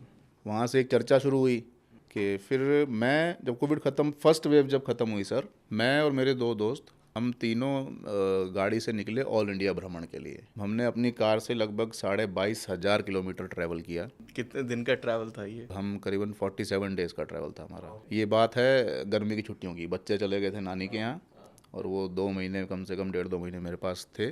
तो वहाँ से हमने ट्रैवल किया। हम देश की हर शहर में गए, हर ट्रक यूनियन में गए। हम सबसे हमने ये पूछा कि ऐसी क्या चीज़ है जो हमें आगे बढ़ने से रोक रही है। सिंगल हाईवे लेन से एक्सप्रेस वेज पे आ गए हैं, हम कैश टोल टैक्स से फास्टैग पे आ गए हैं, हम नगद डीजल डलवाने से डिजिटल कार्ड पे आ गए हैं। अब आजकल कार्ड से डीजल डलता है। और हम BS3 वर्जन से BS6 वर्जन पे आ गए हैं, जो एमिशन के नॉर्म्स आ गए हैं। सारी चीज़ें बदल गई हैं, लेकिन एक ट्रक मालिक ग्रो क्यों नहीं कर रहा? जिसके पास 10 ट्रक हैं वो 2 पे आ गया, जिसके पास 2 हैं वो 0 पे आ गया, जबकि ये नंबर बढ़ने चाहिए थे। 2 से 10, 10 से 20, 20 से 50 क्यों नहीं बढ़ रहे हैं? तो साहब हम पूरी इंडिया घूमे, पंजाब, हरियाणा, हिमाचल, राजस्थान, गुजरात, तमिलनाडु, कर्नाटका, केरल, मेघालय, शिलोंग, हर जगह जितनी ट्रक यूनियंस थी। बिकॉज मेरे कनेक्शंस थे, मैं 20 साल से इस इंडस्ट्री में था। ट्रक यूनियंस के प्रेसिडेंट्स और सेक्रेटरीज को डायरेक्ट जानता भी था। तो वहाँ हम गए, सब ने कहा कि शर्मा जी सारी चीज़ें सही हैं, जो आप कह रहे हो हम मानते हैं, लेकिन मेन समस्या है कि हमें वक्त पे अच्छे ड्राइवर नहीं मिलते हैं। आज अगर मैं ये दिमाग में लाऊं कि मुझे ट्रक खरीदना है, तो 24 से 48 घंटे के अंदर ब्रांड न्यू ट्रक बैंक मुझे फाइनेंस करके मेरे घर पे लाके खड़ा कर देगा, लेकिन चलाएगा कौन? उसका कोई संसाधन हमारे पास है नहीं। आज अगर ट्रक मेरे दरवाजे आ गया तो मेरे पास उसके अंदर माल डलवाना है, कहाँ डलवाना है, कहाँ भेजना है, उसके लिए प्लेटफॉर्म है जहाँ से मैं माल बुक कर सकता हूँ। बट मैं खुद तो ड्राइविंग सीट पर नहीं बैठ सकता ना। सबकी समस्या साहब एक ही थी कि हमें ड्राइवर नहीं मिलते हैं। फिर यही चीज़ जब हमने ड्राइवरों से पूछी उसी टूर पे कि आपकी प्रॉब्लम्स क्या हैं, क्यों नहीं आप ग्रो कर रहे हो? आपको पता है एक ड्राइवर की एवरेज सैलरी कितनी है हमारे देश में? 10,000 से लेकर 15,000 रुपये। ट्रक ड्राइवर्स की? जी हाँ, 10,000। जी हाँ, आज भी 10,000 से लेकर 15,000 रुपये सैलरी है एक ड्राइवर की। अब आप इमेजिन करो कि 15,000 की सैलरी में, यानी कि 500 रुपया पर डे, क्या वो अपने बच्चे की स्कूल फीस दे पाएगा? क्या वो अपनी बीवी की दवाइयाँ खरीद पाएगा? फिर आप उससे उम्मीद भी कर रहे हो कि वो 365 दिन आपके लिए काम करे। ना उसको दिवाली की छुट्टी है, ना दशहरे की छुट्टी है, ना बोनस है, ना इंसेंटिव है, नथिंग, कुछ नहीं है। फिर भी बदनाम कौन हो रहा है? ड्राइवर। तो हमने ड्राइवरों से पूछा कि क्या प्रॉब्लम है, तो उनका भी यही कहना था, साहब हमें तो पता ही नहीं होता ना नौकरियां कहाँ हैं। हमें कैसे पता लगेगा कि हमारे शहर में, अगर मैं बीकानेर का हूँ तो मुझे कैसे पता लगेगा कि मेरे बीकानेर में 100 ट्रक खाली खड़े हैं? अगर मैं रोहतक का हूँ तो मुझे कैसे पता लगेगा? अगर मैं अलीगढ़ का हूँ तो मुझे कैसे पता लगेगा कि मेरे एरिया में 50 ट्रक खाली खड़े हैं? हमारे पास कोई ऐसा मंच या कोई संसाधन है ही नहीं। भाई हमारे दोस्तों ने बता दिया फलानी जगह नौकरी खाली, तो हम चले गए, उसने हमारा लाइसेंस देखा, हमें रख लिया। तो दोनों तरफ से एक गैप था सर, डिमांड सप्लाई दोनों गैप थे। तो ये दो चीज़ मेरे माइंड में बैठ गई कि ये गैप हमें ख़त्म करना है। और इस गैप के साथ साथ जो इन हमारे देश के, मैं तो इनको सर इंटरनल सोल्जर बोलूँगा, ये हमारे देश के अंदरूनी सैनिक हैं। जो सैनिक सियाचिन और नागालैंड में खड़े होकर के हमारे देश की सीमाओं की रक्षा कर रहा है ना, तो ये हमारे अंदरूनी सैनिक हैं जो हमें हमारे रोज़मर्रा की चीज़ें दे रहे हैं। अगर ये ना हो ना, तो शायद ये माइक और ये सोफ़ा और ये लाइट भी यहाँ पे ना हो। आप कितना चाहे इंटरेस्टिंग है ये सोचने में। आप चाहे माने या ना माने, आज डोमिनोज कहता है कि 30 मिनट में पिज़्ज़ा दूंगा, नहीं तो पैसा वापस। मैं अगर उसको मैदा ही नहीं दूंगा तो पिज़्ज़ा कहाँ से देगा वो? अगर मेरा ड्राइवर उसकी फैक्ट्री में मैदा ही नहीं पहुंचाएगा तो 30 मिनट में कहाँ से दे पाएगा? नहीं दे पाएगा ना। लेकिन वो अहमियत नहीं समझी किसी ने आज तक। तो वो गैप हमने फुलफिल करने की कोशिश करी, वहाँ से रोड पायलट का जन्म हुआ। यही दिन से लड़ाई और बाकी थी अभी। तो रोड पायलट कब शुरू हुआ, और मतलब कब ऐसा मोमेंट था जब आपको लगा कि ये यहाँ पर अब ऐप ही बनाते हैं और इससे जर्नी शुरू करते हैं? जब हम सब ये पूरा एक सर्वे और पूरा एक भारत भ्रमण करके आए, तो वहाँ डिसाइड हुआ कि अब ऐप के, क्योंकि अकेले तो बिना टेक की मदद से हम ये कर नहीं सकते थे। तो वहाँ पे फिर एक जद्दोजहद शुरू हुई कि अब टेक बनाते हैं। अब टेक का टी मुझे आता नहीं, I am not from an IT background, and ना ही मेरी वाइफ उस बैकग्राउंड से थी। तो एक टेक्नीशियन की खोज शुरू हुई, ऐप बनाने वाला बंदा चाहिए। तो हमने काफ़ी सारे प्लेटफॉर्म्स के ऊपर रिक्वेस्ट डाली। पैसे क्योंकि थे नहीं, क्योंकि सब कोविड में ख़त्म हो चुके थे, तो हमें कोई ऐसा बंदा चाहिए था जो सिंपली इक्विटी के बेस पे हमारी कंपनी में ज्वाइन कर सके। तो बहुत से लोगों की एप्लीकेशंस आई हमारे पास, करीबन 200-300 लोगों की एप्लीकेशंस आई होंगी। हमने काफ़ी सारे प्लेटफॉर्म्स पे, ये कहाँ से आई थी एप्लीकेशन? हमने डाला था, हायरएक्स करके है, इंडीड पे डाला था हमने, लिंक्डइन पे डाला था हमने, मोस्टली लिंक्डइन से आई थी। क्योंकि ये ना बहुत बड़ा चैलेंज मैंने देखा है कई बार, जो non tech entrepreneurs, founders, business owners होते हैं, उनको ना ये टेक लोगों को, टेक्नोलॉजी वाले लोगों को, प्रोग्रामर्स, कोडर्स, इनको ढूंढने में बड़ी तकलीफ होती है। मेरे पास भी बहुत लोग आते हैं और मुझे बोलते हैं कि अंकित कोई बता दो, मतलब जो ये हमारे लिए ऐप डेवलप कर लेगा। मैं इसलिए पूछ रहा हूँ कि अगर आपको ये बताना है कि कैसे ढूंढ सकते हैं, ये भी आई थिंक बहुत लोगों के लिए इंपॉर्टेंट होगा जानना। ये वाकई में बहुत बड़ी मुश्किल बात है कि नॉन टेक फाउंडर्स को, टेक लोगों को रिक्रूट करना, क्योंकि मुझे नहीं पता ना कि इस कोड को डिज़ाइन करने में कितना टाइम लगेगा। आपने अगर 5 घंटे बोल दिए तो मैं 5 घंटे मानूंगा, आपने 5 दिन बोल दिया तो मैं 5 दिन मानूंगा। तो हमने तो सिर्फ एक इंक्वायरी फ्लोट करी थी लिंक्डइन पे और इंडीड पे, वहाँ से हमारे पास एप्लीकेशंस आई। जो हमारी सबसे बेसिक रिक्वायरमेंट थी कि भाई हमारे पास पैसे नहीं है। बहुत से लोगों ने कहा कि हम चलिए इक्विटी पे भी आ जाएंगे, लेकिन हमें एक मंथली सैलरी चाहिए। सैलरी देने को हमारे पास थी नहीं। तो उनमें से एक बंदा तैयार हुआ जो सैलरी के बिना काम करने को तैयार था। फिर उसके पेपर्स वगैरह हमने मंगाए, भाई एजुकेशनल बैकग्राउंड क्या। At that time he was doing his second year in BTech from Annamalai university in Chennai. Chennai का रहने वाला है वो लड़का, and he was doing second year over there. तो मैंने तो बस उसका बीटेक की डिग्री देखी थी कि हाँ भाई ये परस्यू कर रहा है बीटेक, और and he was a winner of hackathon which was organised by ISRO. तो उसने वो सारे अपने क्रेडेंशियल शेयर किए। इसके अलावा मेरे पास कोई ऐसी टेक्निक नहीं थी जहाँ से मैं उसके स्किल्स को एनालाइज कर सकता था, क्योंकि ये रिस्क तो हमें लेना पड़ेगा एज ए फाउंडर।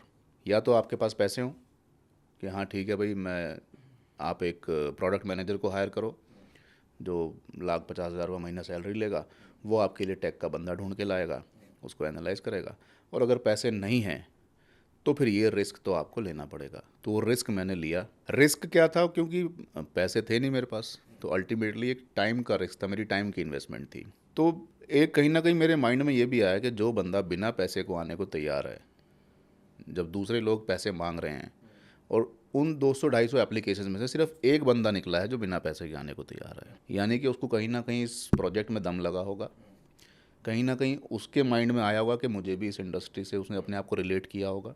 तो काफ़ी हद तक ना डिपेंड करता है कि आप कैसे पिच कर रहे हो अपने आइडिया को फाउंडर को हायर करने के लिए। अगर उसको एज ए ग्रांटेड लोगे ना कि नहीं तू आना है तो आ, नहीं आना तो तेरी मर्जी, लोग ये एटीट्यूड हमें छोड़ना पड़ेगा। तो मैंने जब उसको आइडिया बताया ना, मैंने उसको, मेरे माइंड में बस ये था कि यार मैंने 200 के 200 बंदों को जब भी बताया, मैंने इसी माइंडसेट से बताया कि मुझे लेना है आप, अब आप कैसे आना चाहते हो ये बता दो, मैं आपको लेना चाहता हूँ। एटीट्यूड ना वो छोड़ना पड़ेगा हम फाउंडर्स को, जिनको टेक की नॉलेज नहीं है। यहाँ पे एक रिस्क तो आपको लेना पड़ेगा, तो वो रिस्क मैंने लिया। इसमें मैं ऐड करता हूँ, क्योंकि मैं खुद इंजीनियरिंग बैकग्राउंड से आता हूँ, टेक्नोलॉजी समझता हूँ, और बहुत सालों तक मतलब आज भी मैं टेक के लोगों के साथ, इंजीनियर्स के साथ मैं काम करता रहा हूँ। बहुत सारे नॉन टेक फाउंडर्स को जो अंडरस्टैंडिंग होती है उससे बहुत डिफरेंट, क्योंकि एक बहुत बड़ा, सिर्फ टेक और नॉन टेक की बात नहीं, एक बहुत बड़ा कल्चरल चेंज भी मैं कहता हूँ होते हैं। और इस कल्चरल चेंज को मैं ऐसा कहता हूँ कि जो इंजीनियर्स होते हैं बहुत सिंपल होते हैं, उनको ना बहुत ज़्यादा बिजनेस की उनकी समझ होती नहीं है कई बार, एटलीस्ट जब कॉलेज से निकले या कुछ साल तक ना उनको होती नहीं है। बहुत सिंपल होते हैं और उनकी बहुत सिंपल नीड्स होती है। उनकी नीड इतनी होती है कि मुझे एक रिकग्निशन मिल जाए, मुझे कुछ अच्छा काम मिल जाए। एंड आप जितना सोचते हो उससे ज़्यादा आसान है एक्चुअली में एक इंजीनियर्स को अपने साथ लाना। लेकिन ये बेसिक, जैसे आपने भी कहा ना, वो छोड़ना पड़ेगा। यहाँ पर मैं उसको कह रहा हूँ कि आप ये मान के चलो कि उसे अगर अच्छा काम लग रहा है, पसंद आ रहा है कि ये मैं कुछ नया कोड करूँगा, कुछ नए तरह का सिस्टम बनाऊँगा, वो बिना पैसे काम कर लेगा, क्योंकि उसे एक्सपीरियंस मिल रहा है, क्योंकि उसे सीखने मिल रहा है। ये फिनोमेना मैंने इंजीनियर्स में बहुत ज़्यादा देखी है as compare to any other profession. शायद हर प्रोफेशन, देखिए ये जो आपने भी बात कही ना, ये हर प्रोफेशन में आ सकता है। जैसे आज अगर मैं एग्जांपल के लिए, मैं अगर अपना घर बनाना चाहूँ, क्योंकि मैं उस इंडस्ट्री का नहीं हूँ, मैं बिल्डर नहीं हूँ, मुझे नहीं पता घर बनाने, मेरे लिए वो चैलेंज आएगा। लेकिन एक इंजीनियर को स्टिल, मैं आज अगर सोचूं कि एक बिल्डर को मैं कहूँ कि एक्सपीरियंस के लिए आ जाओ, और वो वैसा होगा भी नहीं और मैं करवा भी नहीं पाऊंगा। लेकिन आप इंजीनियर को कि यार आओ साथ में करते हैं, ये एक्सपीरियंस मिलेगा, पैसे नहीं दे पाएंगे। मतलब मैं खुद भी तैयार हो जाता, अगर जब मैं स्टार्ट किया कई साल तक, मैं अगर बात करूं, मैं तैयार हो जाता, और मैं जानता हूं बहुत सारे इंजीनियर्स तैयार हो जाएंगे। उन्हें बस वो चाहिए कि रिकग्निशन हो, काम अच्छा हो, काम मज़ेदार हो, वो तैयार हो जाते हैं। एक बहुत डिफरेंट सा इंजीनियर्स का एक अपना समझ ले कल्चर है, अपना इकोसिस्टम है। और जो लोग जानते हैं, खासकर जो इंजीनियर्स बैकग्राउंड से आते हैं, वो लोग जानते हैं कि कई बार इस चीज़ को अच्छे से लेवरेज भी करते हैं। जैसे मैंने कई स्टार्टअप्स ऐसे जानता हूं जहां पर लोगों ने सिर्फ इंटर्न्स रख कर अपना प्रोजेक्ट बनवा लिया, क्योंकि उनको पता है कि इन्हें अच्छा काम चाहिए। तो आप बहुत छोटा भी पे करो, जनरली मैं नॉन पेड के तो उसमें नहीं रहता हूं कि नहीं करना चाहिए नॉन पेड इंटर्नशिप, लेकिन अगर बहुत अर्ली स्टेज है, बहुत आपको वो चीज़ है, तो ठीक है, वो भी एक रास्ता होता है। आपने एक हैकाथॉन, और जैसे आपने हैकाथॉन कहा, हैकाथॉन ऑर्गेनाइज कराया, और हैकाथॉन में ही आपने कहा कि यार इसको करने के 3 तरीके हो सकते हैं, अलग अलग टीम्स बताओ मुझे कौन सा तरीका क्या कैसे करना है। एंड आप अमेज्ड हो जाओगे जितने लोग पार्टिसिपेट करना चाहेंगे, जितने इंजीनियर्स पार्टिसिपेट करना चाहेंगे। तो ये बहुत डिफरेंट सा वर्ल्ड है ये। मतलब कई बार नॉन इंजीनियर्स को बहुत अजीब लगेगा, ये बिना पैसे काम करने के तैयार हो गया, लेकिन इंजीनियर्स इन चीज़ों में काफ़ी सिंपल होते हैं। पता नहीं सर, हमें तो नहीं मिले थे ऐसे लोग कि जो बिना पैसों के काम करने को तैयार हो जाएं। प्रोजेक्ट में इंटरेस्ट है या नहीं है, आज की डेट में ना हर गली में स्टार्टअप्स बन रही हैं, सब लोग देख रहे हैं, और हर फाउंडर को लगता है कि मेरा आइडिया इनोवेटिव है और मैं कोई तगड़ा बम फोड़ दूंगा इस आइडिया को लेकर के, क्योंकि अपना बच्चा तो सबको प्यारा लगता है ना, लेकिन सामने वाले को भी तो लगना चाहिए। तो ये थोड़ा बहुत कहीं इंजीनियर्स को भी समझना पड़ेगा कि इमीडिएट डिसीज़न ना लेकर के इत्मीनान से सोचें, उस प्रोजेक्ट की डेप्थ में जाएं कि क्या वाकई में इसकी ज़रूरत सोसाइटी में है, जिस प्रॉब्लम को ये स्टार्टअप सॉल्व कर रहा है, क्या उसका हिस्सा बन के क्या वाकई में आप अपने स्किल्स को और अपने नाम को आगे बढ़ा पाएंगे। कुछ हद तक मैं कहूँगा कि आइडिया की बहुत वैल्यू होती है कि आप किस आइडिया पे काम कर रहे हैं, और एग्जीक्यूशन क्या। आइडिया देश में हमारे 1 मिनट में 120 आइडिया बन रहे हैं आज हमारे देश में, मिनट के हिसाब से 120 आइडिया आ रहे हैं, बट उसको आप एग्जीक्यूट कैसे करते हो। देखा जाए तो रोड पायलट आइडिया कोई ज़्यादा डिफरेंट नहीं है, लेकिन जो एग्जीक्यूशन है हमारा, वो वाकई में एक उसके अंदर एक एक्सपर्टीज़ चाहिए। हम क्या कर रहे हैं, हम नौकरी तो दे रहे हैं बस, वो तो naukri.com भी कर रही है, इंडीड भी कर रही है, लिंक्डइन भी कर रही है, लेकिन हम उससे अलग क्या कर रहे हैं, हम यही तो अलग कर रहे हैं। और यही समझना था उस इंजीनियर को कि हम क्या कर रहे हैं।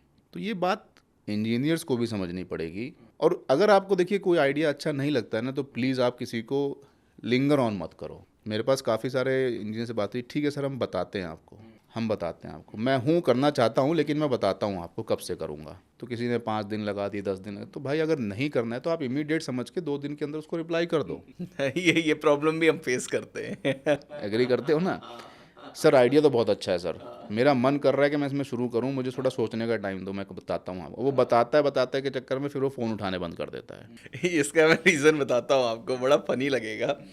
As compare to business people, या मतलब जो नॉन इंजीनियरिंग बैकग्राउंड से, जिनमें बिजनेस सेंस होता है, इंजीनियर्स में थोड़ा ऐसा नहीं, हर में इसको जनरलाइज तो नहीं करना चाहिए, लेकिन एक जो कॉमन सा मैंने चीज़ स्टिल ऑब्जर्व किया ना, कि ना बोलने में भी बड़े संकोच होते हैं, बड़े हेजिटेशंस होते हैं, बड़े ना नहीं बोल पाते हैं। मैं शायद एक नॉन इंजीनियर से बहुत इजीली एक्सपेक्ट करूंगा उसे नहीं सर अगर आपको जीवन में कुछ बड़ा करना है ना, हाँ। तो आपको हाँ करने से पहले ना बोलना सीखना पड़ेगा। ये बात तो हम हर को सिखाते हैं ऑफिस आपको में। ना बोलना सीखना पड़ेगा पहले। सिर्फ हाँ बोलने से आप आगे नहीं बढ़ सकते। First you have to learn when and how to say no. Absolutely absolutely, लेकिन प्रॉब्लम है ना कि उनको शायद ये बात सिखाई नहीं गई, इसीलिए ये पॉडकास्ट में मैं चाहता हूँ ऐसे इंसाइट्स मिले जो इंजीनियर्स भी देखकर मैंने समझे। अभी हम और आप जब बैठे बात कर रहे थे, मैंने आपको एक बात बोली थी, आपको याद होगी, कि जब MBAs और IITians मार्केट में जाते हैं ना, तो उनको लगता है कि ये चीज़ तो हमें पढ़ाई नहीं गई जो उनको फील्ड में दिख रही है। तो सर पहले आपको ये पता होना चाहिए कि कहाँ पे और कब ना बोलना है। वो चीज़ नहीं है ना हमारे देश में। वो तो मतलब लार्जली पता नहीं मैं एजुकेशन सिस्टम को ब्लेम करूं या किसको करूं। मैं जो कहना भी चाह रहा था उस समय कि कुछ एक्सेप्शंस हो सकते हैं जो रेफरेंस से आए, लेकिन मैंने अपनी जर्नी में ये देखा है कि अगर किसी को हम आइडिया सही से वो करते हैं इंजीनियर्स, करेक्ट, कंपेरेटिवली बाकी सेगमेंट्स में मैं शायद बहुत डिफिकल्ट होगा किसी को लाना फ्री में करने के लिए। इंजीनियर्स स्टिल सिंपल होते हैं, वो बहुत नेगोशिएशंस या बहुत वो नहीं सोचते, वो ये सोचते हैं अच्छा कुछ अच्छा सीखने मिलेगा ना, कर लेते हैं। ये बिहेवियर थोड़ा ज़्यादा मैंने मतलब अब आप सोचो, अब आप थोड़ा फ्लैशबैक में जाओ। जब हमने, मेरा जो CTO है लोकेश्वर रेड्डी, वो लड़का उस समय 20 साल का था। आज उसका नाम शार्क टैंक में आ गया। उसने सोचा नहीं होगा कभी। IIT मद्रास जैसे इंस्टीट्यूट से अवार्ड मिला रोड पायलट को। IIM अमृतसर से अवार्ड मिला। CM UP से हमें अवार्ड मिला। स्टार्टअप इंडिया से हमें ग्रांट मिली। तो ये सब जो अचीवमेंट्स हैं हमारी, कहीं ना कहीं उसको भी तो प्राउड फील कराती होंगी ना। शायद अगर उस वक्त पे उसने ये डिसीजन ना लिया होता तो वो इस जर्नी का हिस्सा ना होता। तो वो रिस्क उसने तब लिया था। तो जहाँ रिस्क लोगे वहाँ तो फ़ायदा होगा। वो तो सर देखो हर स्टार्टअप में उतना ही ट्रू है। अगर वो बाकी लोगों की तरह, मैं वही सब इंजीनियर्स को यहाँ पे एक चीज़ बोलूँगा कि आप किसी भी आइडिया को छोटा मत समझो।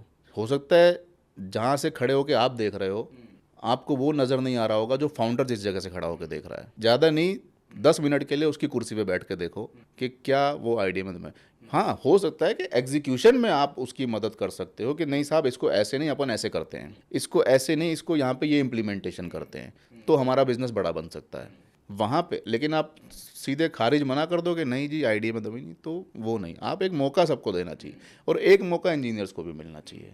तो अब आते हैं इस पे, ये ऐप लॉन्च के बाद की कहानी। जब आपने ऐप बनाया, ऐप लॉन्च किया, कैसे आगे बढ़े, क्या क्या जर्नी रही? सर ऐप लॉन्च हुआ तो सबसे पहले तो लोगों को विश्वास ही नहीं होता था हम पे। को लगता था ये फ्रॉड है, सबको लगता था ये ठग है, क्योंकि ड्राइवर्स को और ट्रकर्स को बहुत से लोगों ने पहले आकर के फ्रॉड किया है, ठगा है कि हम ये दे देंगे वो दे देंगे। सबको लगता है हम भी उन्हीं में से हैं। तो पहले तो हम जगह जगह पार्किंग लॉट्स में और ढाबों पे जा कर के ड्राइवरों से मिलते थे, मीट्स करते थे, उनको बैठ के समझाते थे इस प्रोजेक्ट में क्या है। तो बहुत वक्त लगा लोगों का विश्वास जीतने में, क्योंकि जब आप एक नई चीज़ बाज़ार में लेके आते हो ना, तो आपको मार्केट तो छोड़ो, पहले तो लोगों का विश्वास जीतना होता है, मार्केट उसके बाद आती है। तो हमें वो विश्वास और वो ट्रस्ट जीतने में बहुत टाइम लगा, क्योंकि पैसे थे नहीं। जो जितने पॉकेट में थे, जो वाइफ की सैलरी मिलती थी उसी में काम चलाना होता था। तो जैसे तैसे करके एक लिमिटेड रिसोर्सेज के साथ हम आगे बढ़ रहे थे। वो विश्वास बनते बनते टाइम लगा। फिर लोकेश ने जो ऐप बनाया था, वो ऐप इतना स्केलेबल नहीं था कि वो लोड ले सके, बिकॉज उसकी जितनी उस समय की स्किल्स थी उसने सारी लगाई। मैं उसको दोष नहीं दूंगा यहाँ पर, बहुत अच्छी चीज़ बनाई उसने। शायद वो अगर उस समय हमारे साथ ना होता तो हम आज यहाँ आपके सामने ना बैठे होते। ये उसकी देन है कि उसने ये बनाया और हमें ये दिया।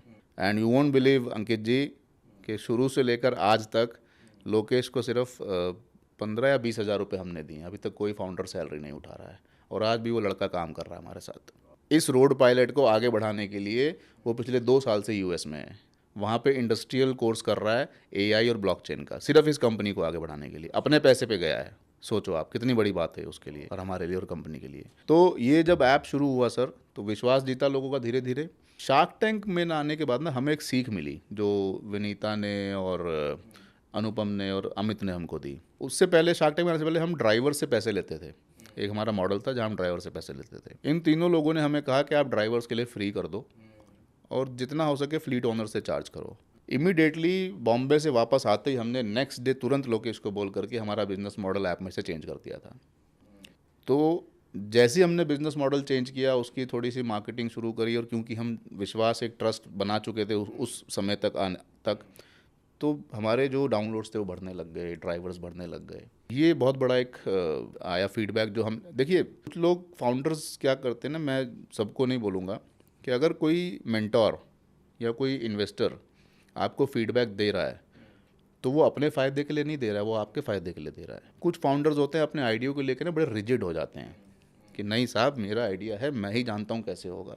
अगर हम उस समय कह देते अरे नहीं, तुमको तो पता ही नहीं है कि ट्रक ड्राइवर, अच्छा 40 रुपये लेते थे हम, अगर मैं उस समय ये जिद करता कि 40 रुपये तो ले रहा हूँ मैं, उसमें कौन सी बड़ी बात है, अगर मैं वो भी फ्री कर दूंगा तो मैं कमाऊँगा कैसे। लेकिन जब मैंने किया तो 5800 से 40,000 तक पहुँचा ना मैं, जो पहले नहीं पहुँच पा रहा था।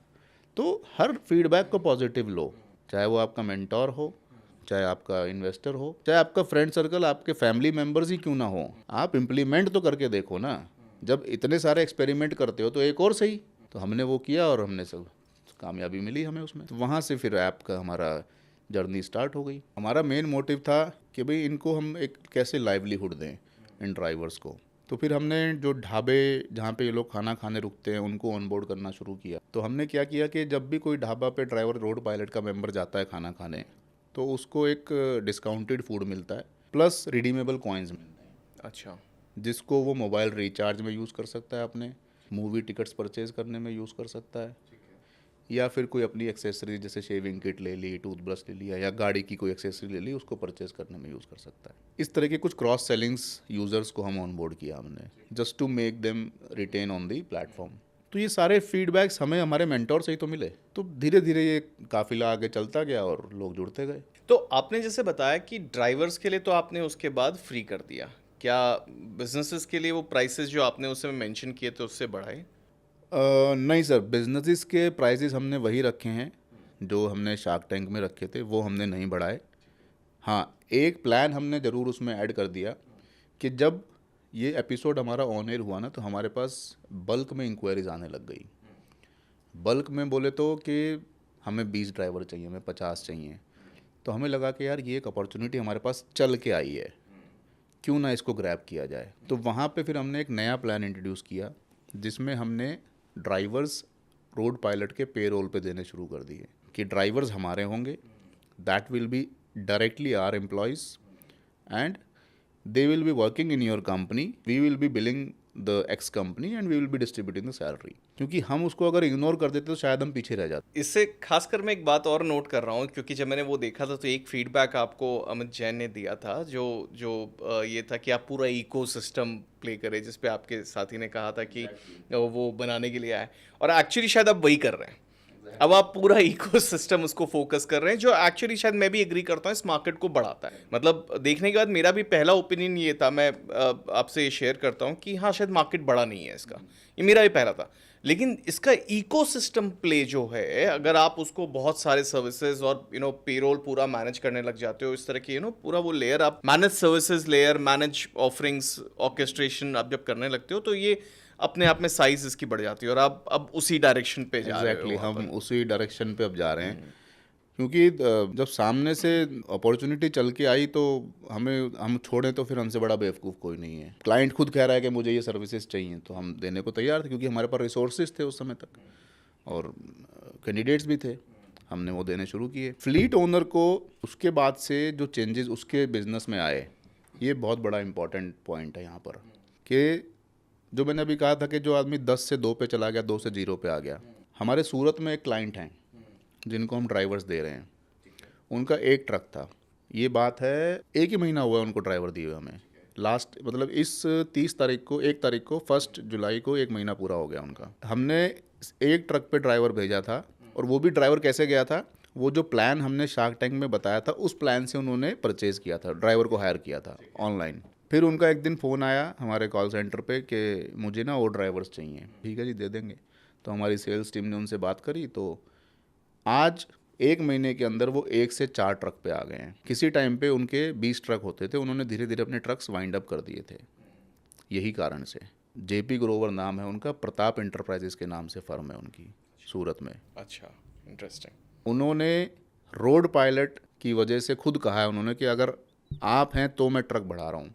बड़ी इंटरेस्टिंग बात सुनिए, जब वो ट्रक खरीदने टाटा के शोरूम में गए, उन्होंने वहाँ टाटा के शोरूम मालिक से मेरी बात कराई कि ये लीजिए नितिन जी, इनसे बात करिए, ये टाटा के डीलर हैं। तो टाटा का डीलर क्या कहता है कि सर आप एक काउंटर मेरे यहाँ शोरूम में लगा दीजिए। जैसे आप कार खरीदने जाते हो ना, वहाँ पे एक इंश्योरेंस वाला बैठा है, एक फाइनेंस वाला बैठा है, एक एक्सेसरी वाला काउंटर है। तो उसने कहा कि एक रोड पायलट का काउंटर आप मेरे यहाँ बिठा दीजिए, जो भी ट्रक खरीदने आएगा उसको हम गाड़ी विद ड्राइवर देंगे, यानी कि गाड़ी जब शोरूम से निकले तो ड्राइवर के साथ निकले। तो सोचो आप, ये जो इकोसिस्टम अमित जैन ने कहा था, हम उसी पे जा रहे हैं अब धीरे धीरे। इसमें मोर इम्पोर्टेंटली जो आपने बात कही ना, उससे मुझे एक चीज़ लगता है, मेरे हमेशा स्टार्टअप्स और बिजनेस को लेके एक फंडामेंटल बिलीफ रहा है कि अगर आप अपने बिजनेस से दूसरों को पैसा बनाकर दे सकते हो, एविडेंटली आप दूसरों को एविडेंटली वो रेवेन्यू ग्रोथ दे सकते हो, वो अपना धंधा बढ़ा पा रहा, आपका धंधा सबसे स्टेबल धंधा होगा। करेक्ट। और आपने जो भी एग्जांपल दिया है परफेक्ट वही है। अगर आप कह रहे हो आपके पास ऐसे कई कस्टमर्स हैं जो इस बात पे अपना धंधा बढ़ा पा रहे हैं कि आप हो, तो आपका धंधा तो स्टेबल धंधा रहेगा और ग्रो करेगा। अभी हमारे पास एक रिसेंटली रिक्रूटमेंट चल रही है, छत्तीसगढ़ में एक जिला है रायगढ़ में। वहाँ पे हमें करीबन 37 ड्राइवर्स देने हैं। उनकी 37 ट्रक्स हैं अपने खुद के, ठीक है। और उनका कहना है कि अगर आप ये 37 दे देंगे ना, तो हमारे पास इसके अलावा 110 गाड़ियाँ लीज़ की हैं हमारे पास, जो दूसरे फ्लीट ओनर्स की हैं, लेकिन चलती उनकी कंपनी में हैं। ठीक है, यानी कि 37 उनकी और 110 दूसरे की, टोटल हो गई 147। बोला फिर हम जो लीज़ वाली गाड़ियाँ हैं उन पे से भी ड्राइवर उतार के आप ही के ड्राइवर रख देंगे। सिक्के का दूसरा पहलू कि जो ड्राइवर 10,000 15,000 रुपये में काम कर रहा था, आज रोड पायलट की वजह से उसको 30 से 40,000 रुपये महीना मिल रहा है। और कुछ ड्राइवर तो ऐसे भी हैं जो 50,000 रुपये महीना कमा, सेफ इनकम, बैंक अकाउंट में कोई ब्लैक मनी नहीं।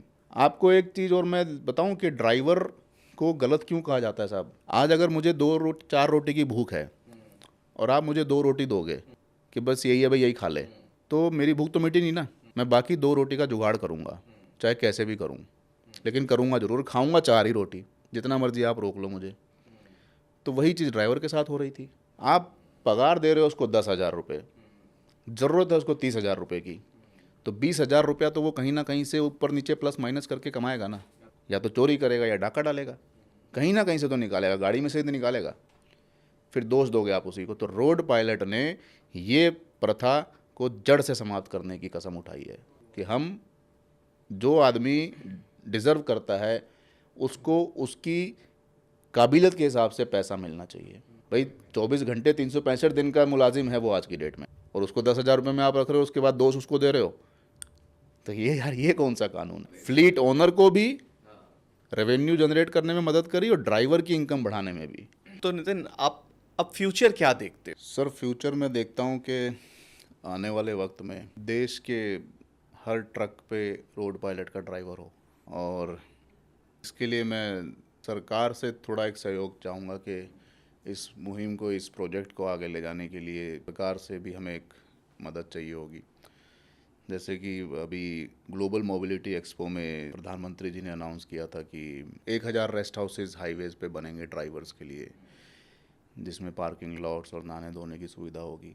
वहाँ मेरा एक सुझाव है कि उसमें थोड़ा बहुत सहयोग रोड पायलट अगर कर सके सरकार के साथ मिल करके, वो एक सरकार के साथ करना चाहेंगे, जिसमें हम पार्किंग स्पेस और साफ़ सुथरे नहाने धोने के बाथरूम ड्राइवर्स के लिए, एक दवाई की दुकान जहाँ पे उनको दवा मिल सके, मेडिसिन शॉप, एक सैलून, ड्राइवर को बाल कटवाने हैं, दाढ़ी बनवानी है, ये सब चीज़ें अगर सरकार करती है सहयोग, तो हम सरकार के साथ बैठ के काम करना चाहेंगे। तीसरा, हम विदेशों जैसा एक वातावरण, इकोसिस्टम इन ड्राइवर्स को देना चाहते हैं। जैसे वहाँ हर 8 घंटे बाद ड्राइवर को रेस्ट अनिवार्य है, हमारे देश में नहीं है। तो हम चाहते हैं कि हमारे ऐप के माध्यम से ऐसा एक डिजिटली हम टेक्नोलॉजी को इनोवेट करें, जैसे टोल प्लाज़ा पे जैसे वो स्कैन हो तो पता लग जाए कि इस ड्राइवर को इतने घंटे हो गए चलते हुए, तो वहीं उसको रोक दिया जाए और मिनिमम 2-3 घंटे को उसको रेस्ट दे, ताकि जो नींद की वजह से एक्सीडेंट होते हैं और जो जानें हमारे हाईवेज़ पे जाती हैं ट्रक ड्राइवर्स की और दूसरे उसके नंबर में हम कटौती कर सकें। वैसे क्या नंबर हैं अभी, क्योंकि मैंने कई बार इस पे चर्चा सुनी है, मतलब एक्सीडेंट्स और उनका स्ट्रेसफुल होना, क्या नंबर है, कितने एक्सीडेंट्स आज ट्रक्स इन्वॉल्व होते हैं? ये मैं नहीं कहता हूँ, ये डेटा कहता है। हमारे देश में रोज़ 15 से 20 जानें जाती हैं सड़क हादसों में, और जिसमें से ज़्यादातर ट्रक के ज़रिए से होती हैं। या तो कोई ट्रक में आके पीछे से मार देता है, या नींद की वजह से होती हैं, जिसमें से अधिकतर जो कारण है वो नींद पाया गया है, क्योंकि इनको वो नींद नहीं मिलती है और खड़े होने का प्रॉपर स्थान नहीं मिलता है। भाई हाईवे किनारे गाड़ी खड़ी है, अब सर्दी का टाइम है, कोहरा है, पीछे से आके किसी ने गाड़ी ठोक दी, तो वो भी एक एक्सीडेंट ही है। अब ट्रक तो खड़ी थी। तो इन एक्सीडेंट को और इन ये जो ज़िंदगियां हम खो रहे हैं हर दिन प्रतिदिन, हर साल, हर महीने, इन पे हम रोक लगा सकते हैं अगर ये सरकार हमें इसके लिए मौका देती है तो। एक बात यहाँ पे मेरे जहन में है, जितने भी ट्रक मालिक हमारे देश में हैं, तुच्छ प्राणी हैं या ये बहुत निम्न स्तर के हैं। मैं भी खुद एक ट्रक मालिक हूँ। आज अगर मेरे घर का राशन, मेरा चूल्हा जल रहा है, तो उस ट्रक ड्राइवर की वजह से ही जल रहा है जो मेरा ट्रक चलाता है। और आज अगर उसका चूल्हा जल रहा है तो वो मेरी वजह से चल रहा है, क्योंकि मैंने उसको ट्रक दे रखा है। तो इनका शोषण ना करें। जो पगार एक आज की डेट में अगर हम बात करें सरकारी नियम की, तो 7 पे स्केल या 8 पे स्केल शायद चल रहा है। मैं ये नहीं कहता कि आप 7वां पे स्केल दो इन ड्राइवरों को, लेकिन कम से कम इतना दो कि वो अपनी ज़िंदगी और परिवार का पालन पोषण ईमानदारी से और इज्जत के साथ कर सके। शोषण ना करें, तुष्टीकरण ना करें, क्योंकि आज अगर जितने ड्राइवर हमारे देश में हैं, करीबन 10 से 12 करोड़ की तादाद है इनकी, ये ministry of road transport highway का डेटा बोलता है। अगर ये लोग आज एक वक्त पे, एक दिन पे एक साथ चक्का जाम या हड़ताल कर दें, तो अगले दिन शायद पार्लियामेंट को स्पेशल सेशन बुलाना पड़ जाए इनके लिए।